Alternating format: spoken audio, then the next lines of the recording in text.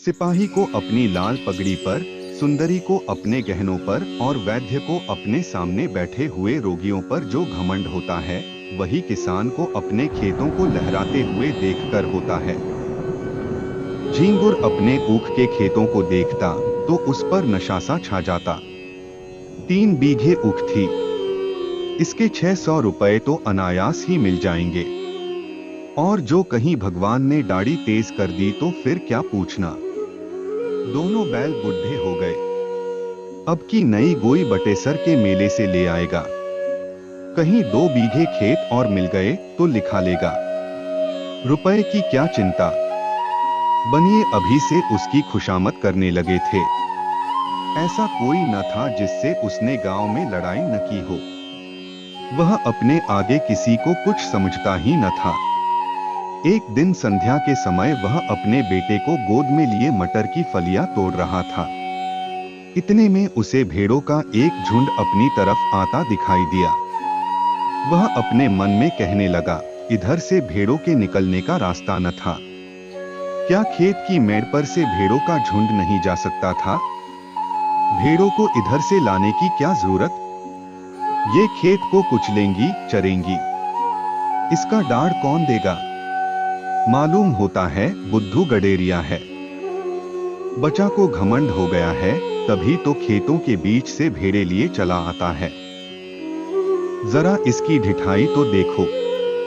देख रहा है कि मैं खड़ा हूं, फिर भी भेड़ों को लौटाता नहीं। कौन मेरे साथ कभी रियायत की है कि मैं इसकी मुरवत करूं? अभी एक भेड़ा मोल मांगू तो 5 ही रुपए सुनावेगा। सारी दुनिया में 4 रुपए के कंबल बिकते हैं, पर यह 5 रुपए से नीचे की बात नहीं करता। इतने में भेड़े खेत के पास आ गई। झींगुर ने ललकार कर कहा, अरे ये भेड़ कहाँ लिए आते हो? बुद्धू नम्र भाव से बोला, मैं तो दाढ़ पर से निकल जाएंगी। घूमकर जाऊंगा तो कोस भर का चक्कर पड़ेगा। झींगुर, तो तुम्हारा चक्कर बचाने के लिए मैं अपने खेत क्यों कुचलवाऊं? दाढ़ ही पर से ले जाना है तो और खेतों के दाढ़ से क्यों नहीं ले गए? क्या मुझे कोई चूहड़चमार समझ लिया है या धन का घमंड हो गया है? लौटाओ इनको। बुद्धू महतो, आज निकल जाने दो, फिर कभी इधर से आओ तो जो सजा चाहे देना।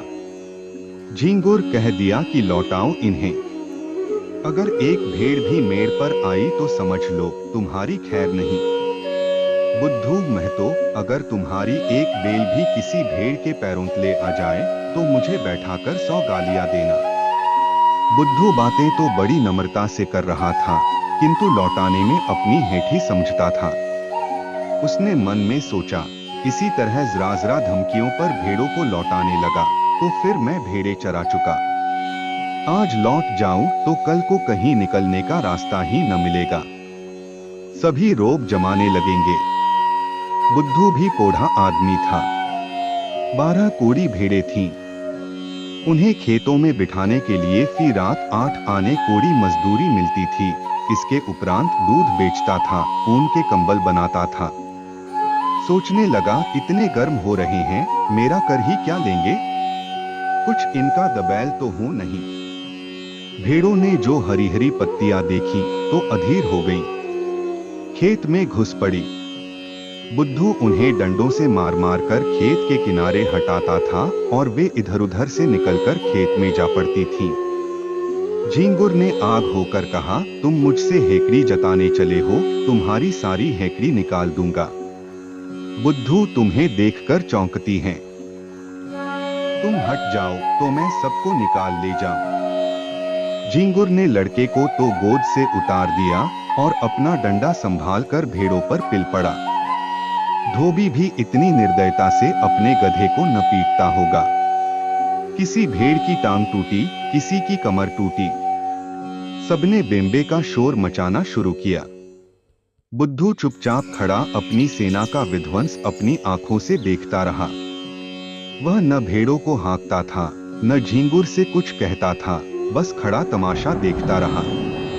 2 मिनट में झींगुर ने इस सेना को अपने अमानुषिक पराक्रम से मार भगाया। मेषदल का सहार करके विजयगर्व से बोला, अब सीधे चले जाओ, फिर इधर से आने का नाम न लेना। बुद्धू ने आहत भेड़ों की ओर देखते हुए कहा, झींगुर, तुमने यह अच्छा काम नहीं किया, पछताओगे। केले को काटना भी इतना आसान नहीं जितना किसान से बदला लेना। उसकी सारी कमाई खेतों में रहती है या खलिहानों में।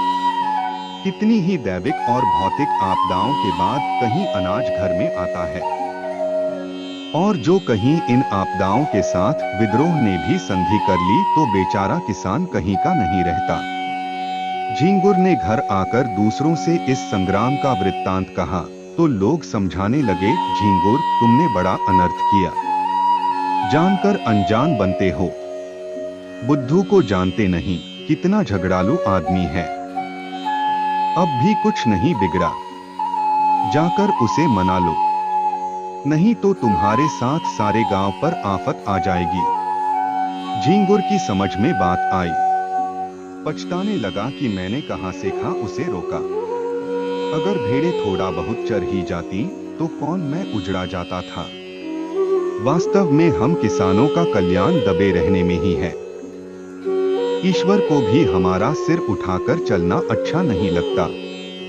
जी तो बुद्धू के घर जाने को न चाहता था, किंतु दूसरों के आग्रह से मजबूर होकर चला। अगहन का महीना था, कोहरा पड़ रहा था, चारों ओर अंधकार छाया हुआ था। गांव से बाहर निकला ही था कि सहसा अपने ऊख के खेत की ओर अग्नि की ज्वाला देखकर चौंक पड़ा। छाती धड़कने लगी। खेत में आग लगी हुई थी। बेतहाशा दौड़ा, मनाता जाता था कि मेरे खेत में न हो, पर ज्यों-ज्यों समीप पहुंचता था यह आशामय भ्रम शांत होता जाता था। वह अनर्थ हो ही गया जिसके निवारण के लिए वह घर से चला था। हत्यारे ने आग लगा ही दी और मेरे पीछे सारे गांव को चौपट किया। उसे ऐसा जान पड़ता था कि वह खेत आज बहुत समीप आ गया है, मानो बीच के परती खेतों का अस्तित्व ही नहीं रहा। अंत में जब वह खेत पर पहुंचा तो आग प्रचंड रूप धारण कर चुकी थी। झींगुर ने हाय हाय मचाना शुरू किया। गांव के लोग दौड़ पड़े और खेतों से अरहर के पौधे उखाड़कर आग को पीटने लगे। अग्निमान व संग्राम का भीषण दृश्य उपस्थित हो गया। एक पहर तक हाहाकार मचा रहा। कभी एक प्रबल होता था, कभी दूसरा। अग्निपक्ष के योद्धा मरमर कर जी उठते थे और द्विगुण शक्ति से रणोन्मत्त होकर शस्त्र प्रहार करने लगते थे। मानव पक्ष में जिस योद्धा की कीर्ति सबसे उज्जवल थी वह बुद्धू था। बुद्धू कमर तक धोती चढ़ाए, प्राण हथेली पर लिए अग्निराशि में कूद पड़ता था और शत्रुओं को परास्त करके बाल बाल बचकर निकल आता था। अंत में मानवदल की विजय हुई, किंतु ऐसी विजय जिस पर हार भी हंसती। गांव भर की ऊख जलकर भस्म हो गई और ऊख के साथ सारी अभिलाषाएं भी भस्म हो गई। आग किसने लगाई यह खुला हुआ भेद था, पर किसी को कहने का साहस न था। कोई सबूत नहीं, प्रमाणहीन तर्क का मूल्य ही क्या। झींगुर को घर से निकलना मुश्किल हो गया। जिधर जाता ताने सुनने पड़ते। लोग प्रत्यक्ष कहते थे, यह आग तुमने लगवाई, तुम ही ने हमारा सर्वनाश किया, तुम ही मारे घमंड के धरती पर पैर न रखते थे। आपके आप गए, अपने साथ गांव भर को डुबो दिया। बुद्धू को न छेड़ते तो आज क्यों यह दिन देखना पड़ता। झींगुर को अपनी बर्बादी का इतना दुख न था जितना इन जलिकटी बातों का। दिन भर घर में बैठा रहता। पूस का महीना आया, जहां सारी रात कोल्हू चला करते थे, गुड़ की सुगंध उड़ती रहती थी, भट्ठियां जलती रहती थीं और लोग भट्ठियों के सामने बैठे हुक्का पिया करते थे। वहां सन्नाटा छाया हुआ था। ठंड के मारे लोग सांझ ही से किवाड़े बंद करके पड़ रहते और झींगुर को कोसते। माघ और भी कष्टदायक था। ऊख केवल धनदाता ही नहीं, किसानों का जीवनदाता भी है। उसी के सहारे किसानों का जाड़ा कटता है। गर्म रस पीते हैं, ऊख की पत्तियां तापते हैं, उसके अगोड़े पशुओं को खिलाते हैं। गांव के सारे कुत्ते जो रात को भट्ठियों की राख में सोया करते थे ठंड से मर गए। कितने ही जानवर चारे के अभाव से चल बसे। शीत का प्रकोप हुआ और सारा गांव खांसी बुखार में ग्रस्त हो गया। और यह सारी विपत्ति झींगुर की करनी थी, अभागे हत्यारे झींगुर की। झींगुर ने सोचते सोचते निश्चय किया कि बुद्धू की दशा भी अपनी ही सी बनाऊंगा। उसके कारण मेरा सर्वनाश हो गया और चैन की बंशी बजा रहा है। मैं भी उसका सर्वनाश करूंगा। जिस दिन इस घातक कलह का बीजारोपण हुआ, उसी दिन से बुद्धू ने इधर आना छोड़ दिया था। झींगुर ने उससे रक्त बढ़ाना शुरू किया। वह बुद्धू को दिखाना चाहता था कि तुम्हारे ऊपर मुझे बिल्कुल संदेह नहीं है। एक दिन कंबल लेने के बहाने गया, फिर दूध लेने के बहाने गया। बुद्धू उसका खूब आदर सत्कार करता। चिलम तो आदमी दुश्मन को भी पिला देता है, वह उसे बिना दूध और शरबत पिलाए न आने देता। झींगुर आजकल एक सन लपेटने वाली कल में मजदूरी करने जाया करता था। बहुधा कई कई दिनों की मजदूरी इकट्ठी मिलती थी। बुद्धू ही की तत्परता से झींगुर का रोजाना खर्च चलता था। अतएव झींगुर ने खूब रक्त बढ़ा लिया। एक दिन बुद्धू ने पूछा, क्यों झींगुर, अगर अपनी ऊख जलाने वाले को पा जाओ तो क्या करो? सच कहना। झींगुर ने गंभीर भाव से कहा, मैं उससे कहूं, भैया तुमने जो कुछ किया बहुत अच्छा किया। मेरा घमंड तोड़ दिया, मुझे आदमी बना दिया। बुद्धू, मैं जो तुम्हारी जगह होता तो बिना उसका घर जलाए न मानता। झींगुर, 4 दिन की जिंदगानी में बैर विरोध बढ़ाने से क्या फायदा है? मैं तो बर्बाद हुआ ही, अब उसे बर्बाद करके क्या पाऊंगा? बुद्धू, बस यही आदमी का धर्म है। पर भाई क्रोध के बस में होकर बुद्धि उल्टी हो जाती है। फागुन का महीना था। किसान ऊख बोने के लिए खेतों को तैयार कर रहे थे। बुद्धू का बाजार गर्म था। भेड़ों की लूट मची हुई थी। 2-4 आदमी नित्य द्वार पर खड़े खुशामदे किया करते। बुद्धू किसी से सीधे मुंह बात न करता। भेड़ रखने की फीस दूनी कर दी थी। अगर कोई एतराज करता तो बेलाग कहता, तो भैया भेड़े तुम्हारे गले तो नहीं लगाता हूं। जी न चाहे मत रखो, लेकिन मैंने जो कह दिया है उससे एक कौड़ी भी कम नहीं हो सकती। गर्ज थी, लोग इस रुखाई पर भी उसे घेरे ही रहते थे, मानो पंडे किसी यात्री के पीछे हों। लक्ष्मी का आकार तो बहुत बड़ा नहीं, और वह भी समयानुसार छोटा बड़ा होता रहता है।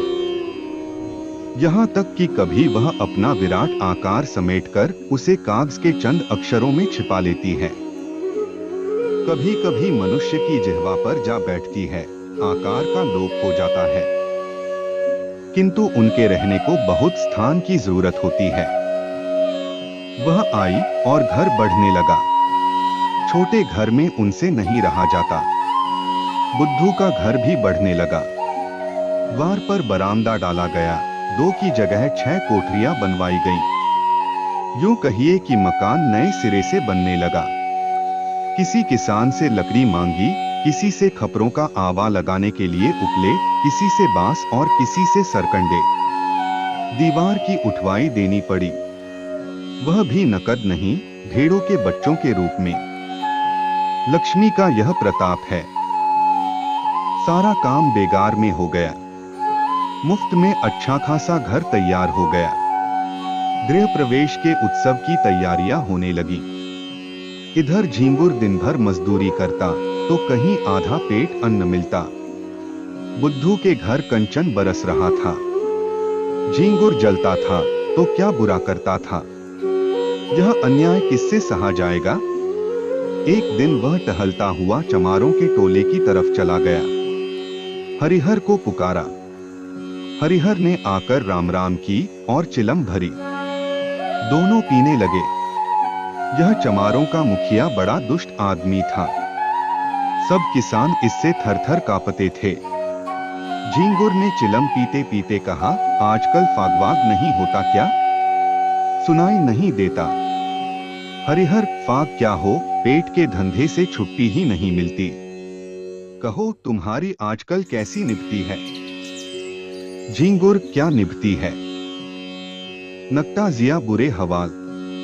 दिन भर कल में मजदूरी करते हैं तो चूल्हा जलता है। चांदी तो आजकल बुद्धू की है, रखने को ठौर नहीं मिलता। नया घर बना, भेड़े और ली हैं, अब गृह प्रवेश की धूम है। सातों गांव में सुपारी जाएगी। हरिहर, लक्ष्मी मैया आती है तो आदमी की आंखों में सील आ जाता है, पर उसको देखो धरती पर पैर नहीं रखता। बोलता है तो ऐंठ ही कर बोलता है। झींगुर, क्यों न ऐंठे, इस गांव में कौन है उसकी टक्कर का। पर यार, यह अनीति तो नहीं देखी जाती। भगवान दे तो सिर झुकाकर चलना चाहिए। यह नहीं कि अपने बराबर किसी को समझे ही नहीं। उसकी डींग सुनता हूं तो बदन में आग लग जाती है। कल का बानी आज का सेठ, चला है हमी से अकड़ने। अभी कल लंगोटी लगाए खेतों में कौए हंकाया करता था, आज उसका आसमान में दिया जलता है। हरिहर, कहो तो कुछ उद्योग करूं। झींगुर, क्या करोगे? इसी डर से तो वह गाय भैंस नहीं पालता। हरिहर, भेड़े तो हैं। झींगुर, क्या बगुला मारे पखना हाथ। हरिहर, फिर तुम ही सोचो। झींगुर, ऐसी जुगुत निकालो कि फिर पंतने न पावे। इसके बाद फुसफुस करके बातें होने लगी। वह एक रहस्य है कि भलाइयों में जितना द्वेष होता है, बुराइयों में उतना ही प्रेम। विद्वान विद्वान को देखकर, साधु साधु को देखकर और कवि कवि को देखकर जलता है। एक दूसरे की सूरत नहीं देखना चाहता, पर जुआरी जुआरी को देखकर, शराबी शराबी को देखकर, चोर चोर को देखकर सहानुभूति दिखाता है, सहायता करता है। एक पंडित जी अगर अंधेरे में ठोकर खाकर गिर पड़े तो दूसरे पंडित जी उन्हें उठाने के बदले 2 ठोकरें और लगाएंगे कि वह फिर उठ ही न सके। पर एक चोर पर आफत आई देख दूसरा चोर उसकी मदद करता है। बुराई से सब घृणा करते हैं, इसलिए बुरों में परस्पर प्रेम होता है। भलाई की सारा संसार प्रशंसा करता है, इसलिए भलों से विरोध होता है। चोर को मारकर चोर क्या पाएगा? घृणा। विद्वान का अपमान करके विद्वान क्या पाएगा? यश। झींगुर और हरिहर ने सलाह कर ली। षड्यंत्र रचने की विधि सोची गई। उसका स्वरूप, समय और क्रम ठीक किया गया। झींगुर चला तो अकड़ा जाता था, मार लिया दुश्मन को, अब कहा जाता है। दूसरे दिन झींगुर काम पर जाने लगा तो पहले बुद्धू के घर पहुंचा। बुद्धू ने पूछा, क्यों आज नहीं गए क्या? झींगुर, जा तो रहा हूं। तुमसे यही कहने आया था कि मेरी बछिया को अपनी भेड़ों के साथ क्यों नहीं चरा दिया करते। बेचारी खूंटे से बंधी बंधी मरी जाती है। न घास न चारा, क्या खिलाएं? बुद्धू भैया, मैं गाय भैंस नहीं रखता। चमारों को जानते हो, एक ही हत्यारे होते हैं। इसी हरिहर ने मेरी 2 गौएं मार डाली, न जाने क्या खिला देता है। तब से कान पकड़े कि अब गाय भैंस न पालूंगा। लेकिन तुम्हारी एक ही बछिया है, उसका कोई क्या करेगा? जब चाहो पहुंचा दो। यह कहकर बुद्धू अपने गृहोत्सव का सामान उसे दिखाने लगा। घी, शक्कर, मैदा, तरकारी सब मंगा रखा था। केवल सत्यनारायण की कथा की देर थी। झींगुर की आंखें खुल गईं। ऐसी तैयारी न उसने स्वयं कभी की थी और न किसी को करते देखी थी। मजदूरी करके घर लौटा तो सबसे पहला काम जो उसने किया वह अपनी बछिया को बुद्धू के घर पहुंचाना था। उसी रात को बुद्धू के यहाँ सत्यनारायण की कथा हुई। ब्रह्म भोज भी किया गया। सारी रात विप्रों का आगत स्वागत करते गुजरी।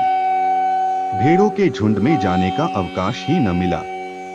प्रातःकाल भोजन करके उठा ही था, क्योंकि रात का भोजन सवेरे मिला, कि एक आदमी ने आकर खबर दी, बुद्धू तुम यहाँ बैठे हो, उधर भेड़ों में बछिया मरी पड़ी है।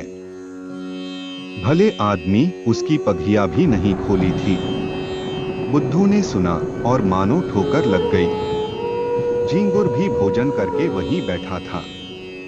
बोला, हाय हाय मेरी बछिया, चलो जरा देखूं तो। मैंने तो पगहिया नहीं लगाई थी। उसे भेड़ों में पहुंचाकर अपने घर चला गया। तुमने यह पगहिया कब लगा दी? बुद्धू, भगवान जाने जो मैंने उसकी पगहिया देखी भी हो। मैं तो तब से भेड़ों में गया ही नहीं। झींगुर, जाते न तो पगहिया कौन लगा देता? गए होगे, याद न आती होगी। एक ब्राह्मण मरी तो भेड़ों में ही ना। दुनिया तो यही कहेगी कि बुद्धू की असावधानी से उसकी मृत्यु हुई, पगहिया किसी की हो। हरिहर, मैंने कल सांझ को इन्हें भेड़ों में बछिया को बांधते देखा था। बुद्धू, मुझे? हरिहर, तुम नहीं लाठी कंधे पर रखे बछिया को बांध रहे थे। बुद्धू, बड़ा सच्चा है तूने मुझे बछिया को बांधते देखा था। हरिहर, तो मुझ पर काहे बिगड़ते हो भाई? तुमने नहीं बांधी नहीं सही। ब्राह्मण, इसका निश्चय करना होगा। गोहत्या का प्रायश्चित करना पड़ेगा। कुछ हंसी ठट्ठा है। झींगुर, महाराज कुछ जानबूझकर तो बांधी नहीं। ब्राह्मण, इससे क्या होता है? हत्या इसी तरह लगती है, कोई गऊ को मारने नहीं जाता। झींगुर, हाँ, गऊओं को खोलना बांधना है तो जोखिम का काम। ब्राह्मण, शास्त्रों में इसे महापाप कहा है। गऊ की हत्या ब्राह्मण की हत्या से कम नहीं। झींगुर, हाँ, फिर गऊ तो ठहरी ही। इसी से न इनका मान होता है। जो माता सो गऊ। लेकिन महाराज चूक हो गई। कुछ ऐसा कीजिए कि थोड़े में बेचारा निपट जाए। बुद्धू खड़ा सुन रहा था कि अनायास मेरे सिर हत्या मढ़ी जा रही है। झींगुर की कूटनीति भी समझ रहा था। मैं लाख कहूं मैंने बछिया नहीं बांधी, मानेगा कौन? लोग यही कहेंगे कि प्रायश्चित से बचने के लिए ऐसा कह रहा है। ब्राह्मण देवता का भी उसका प्रायश्चित कराने में कल्याण होता था। भला ऐसे अवसर पर कब चूकने वाले थे? फल यह हुआ कि बुद्धू को हत्या लग गई। ब्राह्मण भी उससे जले हुए थे। कसर निकालने की घात मिली। 3 मास का भिक्षा दंड दिया, फिर 7 तीर्थ स्थानों की यात्रा, उस पर 500 विप्रों का भोजन और 5 गऊओं का दान। बुद्धू ने सुना तो बधिया बैठ गई। रोने लगा तो दंड घटाकर 2 मास कर दिया। इसके सिवा कोई रियायत नहीं हो सकी। न कहीं अपील न कहीं फरियाद। बेचारे को यह दंड स्वीकार करना पड़ा। बुद्धू ने भेड़े ईश्वर को सौंपी। लड़के छोटे थे। स्त्री अकेली क्या क्या करती। गरीब जाकर द्वारों पर खड़ा होता और मुंह छिपाए हुए कहता, गाय की बाछी दिया बनवास। भिक्षा तो मिल जाती, किंतु भिक्षा के साथ 2-4 कठोर अपमानजनक शब्द भी सुनने पड़ते। दिन को जो कुछ पाता वही शाम को किसी पेड़ के नीचे बनाकर खा लेता और वहीं पड़े रहता। कष्ट की तो उसे परवाह न थी। भेड़ों के साथ दिन भर चलता ही था, पेड़ के नीचे सोता ही था। भोजन भी इससे कुछ ही अच्छा मिलता था, पर लज्जा थी भिक्षा मांगने की। विशेष करके जब कोई कर्कशा यह व्यंग्य कर देती थी कि रोटी कमाने का अच्छा ढंग निकाला है, तो उसे हार्दिक वेदना होती थी। पर करे क्या? 2 महीने के बाद वह घर लौटा। बाल बढ़े हुए थे, दुर्बल इतना मानो 60 वर्ष का बूढ़ा हो। तीर्थ यात्रा के लिए रुपयों का प्रबंध करना था। गडरियों को कौन महाजन कृष दे? भेड़ों का भरोसा क्या?